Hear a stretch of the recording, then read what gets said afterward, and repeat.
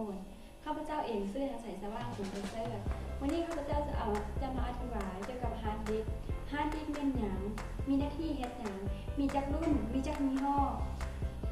และยี่ห้ออะไรแน่ที่คนปัจจุบันในการนิยมใช้ซึ่งสำคัญที่สุดก็คือการเลือกซื้อฮาร์ดดิสก์บ้าละเฮาซื้อฮาร์ดดิสก์แบบใดที่จะเข้ากับงานที่เฮาจะเฮ็ดซึ่งมีรายละเอียดดังต่อไปนี้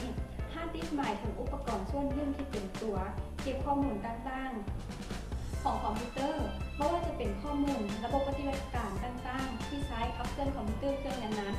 ๆหรือข้อมูลในรูปแบบของโปรแกรมมาประยุกต์หรือแผนงานต่างๆล้วนได้ถูกเก็บไว้ในฮาร์ดดิสก์นี้เองดังนั้นจึงว่าได้ว่า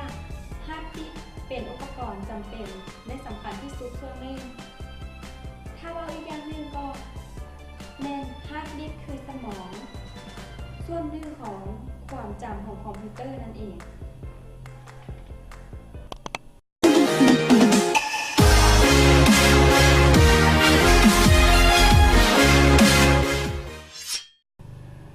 สบายดีน้องเองมีชื่อว่านางอนุสรณ์ คำบุญมา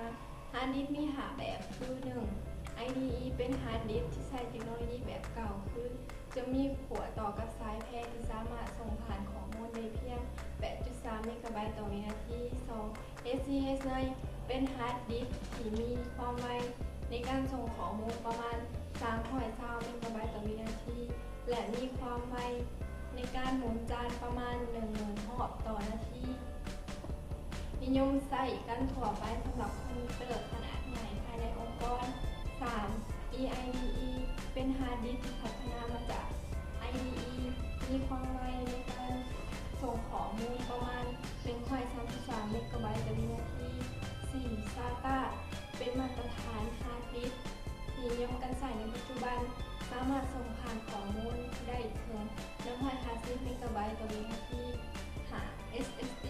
คืออุปกรณ์จัดเก็บข้อมูลของคอมพิวเตอร์ชนิดหนึ่งที่คล้ายคลึงกับฮาร์ดดิสก์เพียงแต่รูปแบบการจัดเก็บข้อมูลของ SSD จะเป็นรูปแบบที่คล้ายคลึงกับ Memory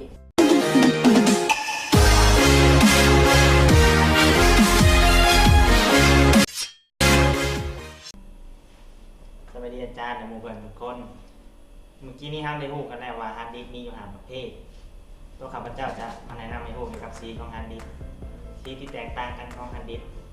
เป็นอย่างต้องให้ความสนใจเกี่ยวกับสีของฮาร์ดดิสก์ที่นี่ตัวข้าพเจ้าจะมาแนะนำให้รู้ว่าฮาร์ดดิสก์มีอยู่5สีคือสีฟ้าสีดำสีแดงสีม่วงและสีทองซึ่งแต่ละสีมีคุณสมบัติดังนี้สีฟ้าออกแบบมาเพื่อใช้งานร่วมกับ PC ทั่วไปตามบ้านเพื่อนหรือสถาบันต่างๆที่เน้นในเรื่องของความคุ้มค่าคุณภาพความจำและราคาสีดำนี่แมนที่สุดของประสิทธิภาพก็ว่าได้เป็นฮาร์ดดิสก์ที่มีความแรงสูงหากใครที่กำลังต้องการฮาร์ดดิสก์ที่มีความแรงและประสิทธิภาพแล้วสีดำนี่คือคำตอบสีแดงหากต้องการฮาร์ดดิสก์ที่อยากเก็บกำข้อมูลโดยผ่านระบบเครือข่ายโดยเฉพาะนี่เลยสีแดงที่แนะนำให้ใส่มานี่ฮาร์ดดิสก์สีม่วงอันนี้สีม่วงแมนเพิ่นออกแบบมาเพื่อสำหรับการใช้งานควบคุมความปลอดภัยที่ใช้งานร่วมกับ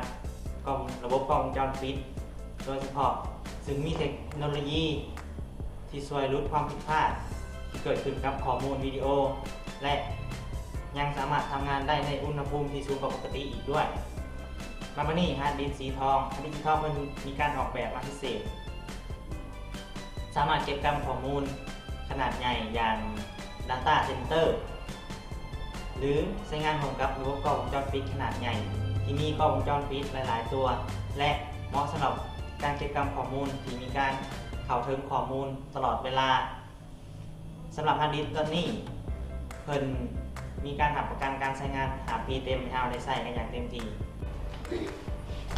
งั้นไม่นานเลยอ่ะโอเคยกเกิน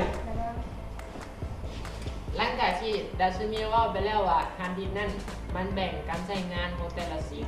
นั่นมันบ่คือกันเนาะซึ่งในปัจจุบันเนี่ยฮาร์ดดิสก์น่ะ มันก็มีหลายยี่ห้อและก็หลายราคาตามที่ความต้องการของเราจะใช้ซึ่งในปัจจุบันที่ทุกคนนิยมใช้ขนาดลักๆก็อาจจะมี2ยี่ห้อก็คือเป็นซีเกตกับเวทเทิลเนาะเพราะว่า2รุ่นนี้เขาตีคู่กันมาแน่นและการเลือกซื้อฮาร์ดดิสก์ที่สำคัญเด้ออันนี้จะบอกทุกคนเลยว่าเราต้องคำนึงถึงการใช้งานของเราเนาะเพื่ออย่างไรเวลา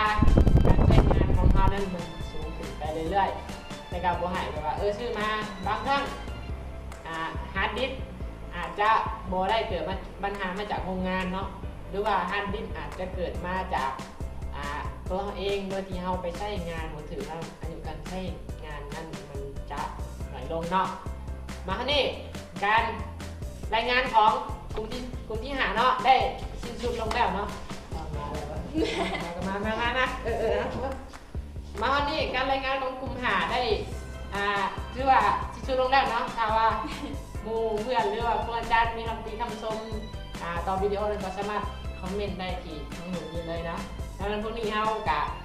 ขอชิ้นสุดลงตอนนี้นะขอบใจ